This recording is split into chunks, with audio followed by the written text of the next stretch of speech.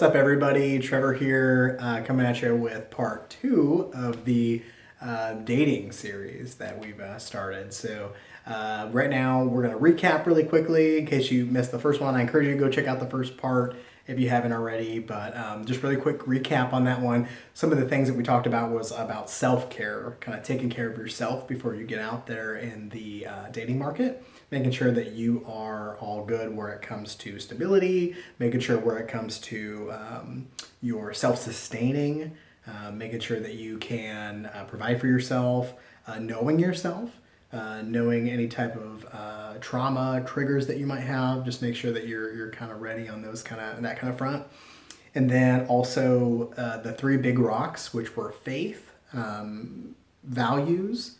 I think we use the example and values of like liberal or conservative, and then also family. And this of course matters, in respect to if you are, have a family already, pre-made family, or if you are looking for someone without children or someone who doesn't want children, or you do want children, just making sure you and this person kind of line up on those things. So that's all the first part. Go watch it. There's a lot more on that.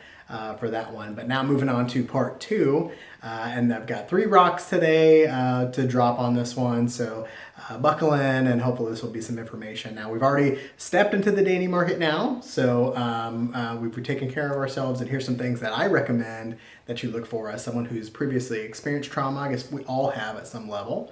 Some things to look for. So the first thing that we should be looking for is someone who is stable. So stability is hugely important just for ourselves as it is for another person. And I would talk about 3 specific things when it comes to stability. Number 1, financially.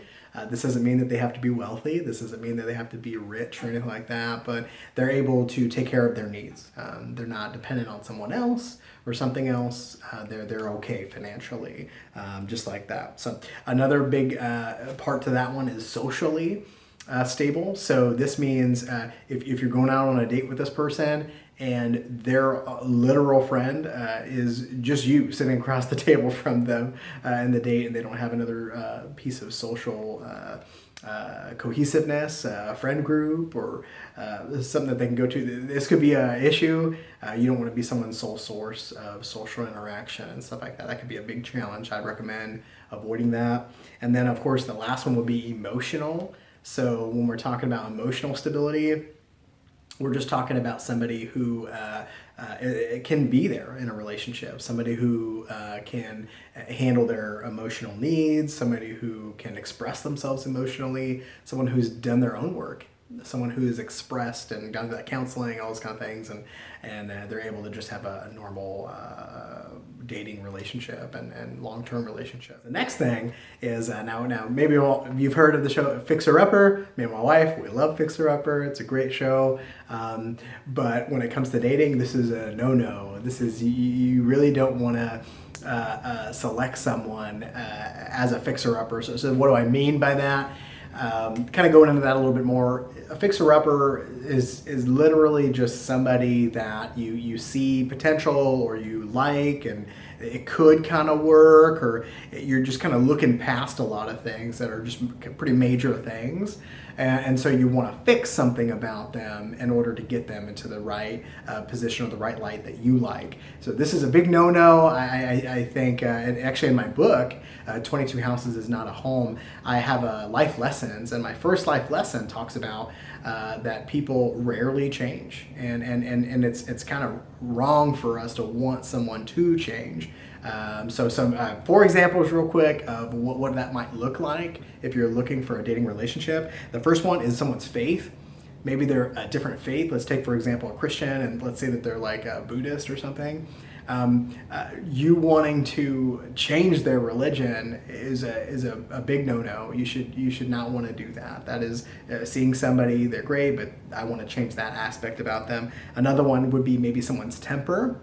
If someone has a really bad temper, that's not something that you should just look past. If you like all their other qualities and they're an angry person, you should not try, especially with a trauma background or any kind of fostering or any kind of abuse background, you really should avoid that at all costs of doing that. Again, you don't want to try to change anybody.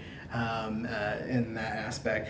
Money is another reason. So if you're seeking after somebody and they're great, they're great in all these areas, green checks and all of it, but I just wish they made about $20,000 more a year or $30,000 a year. Maybe I can get them to do that. Maybe I can get them to push them over that, and just encourage them to kind of do well. And like, that's a no-no. Just expect someone whenever you meet them.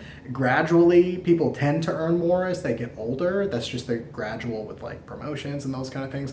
But assume that they're going to be making what they make when you meet them for good, and that's a good rule of thumb to have, that you're not going to pick someone based off their income, because that can be kind of hurtful and all those kind of things too. And then the last one an example would be someone's weight. Say you meet someone, they're great, they're pretty good, but they're overweight.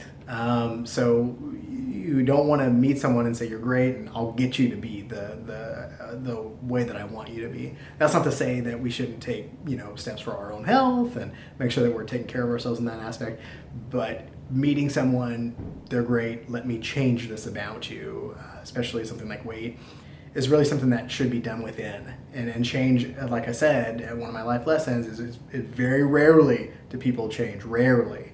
And when they do, it's usually because they choose to change. And like I said, people don't change that often, so just keep that in mind. So those are the no fixer-uppers is the second rule. So the last one is, and this may sound a little contradictory to the second rule, but hang in there with me and I'll explain it, is going to be there are no perfect people.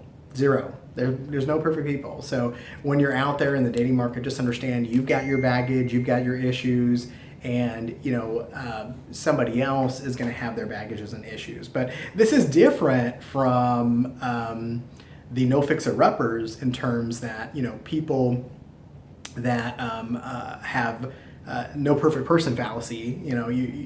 These are things that are not things that are going to stick and maintain a lifelong relationship. When you're going through really hard challenges, when you are in a marriage, when you're raising kids, whatever it is, these are things that people might give up on perfectly good relationship opportunities for something that is really minor and something that doesn't statistically keep people together.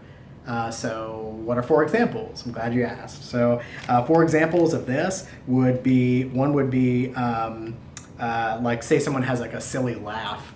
Like, I don't know how like a beaver would sound when it would laugh, or if it could laugh, I don't think it can, but like something like a silly laugh, like that is not a reason to discount someone from a serious long-term relationship consideration. Another reason might be if they have 2 left feet, if they can't dance. If they can't dance, and you don't know Trevor, they've got to be a dancer. I'm a dancer, I love dancing. Well, that's not going to keep your marriage together in the hard times and things like that. So those are things that are not critical things to a relationship. There's been many, many happy marriages where one person could dance and one person couldn't dance, or neither person could dance. So that's just an example. Another one would be height, someone's height. You're born how you're born. Unless you do put some lifts in your shoes if you're a guy, or wear heels as a girl, you're your height. So looking past height could do a lot to meet somebody that could be a great fit for you. And that's not going to keep you together in a long-term loving relationship built on trust and all those kind of things. So again, I just encourage you, that's another thing, just kind of look back. And last one, maybe something like 6-pack abs. Maybe the guy or gal, whatever it is, you're looking for that. It's got to be that 6-pack or whatnot. But just understanding that people are different. Maybe it's 4-pack abs. Maybe it's a flat stomach. Maybe it's a little bit of a belly, whatnot.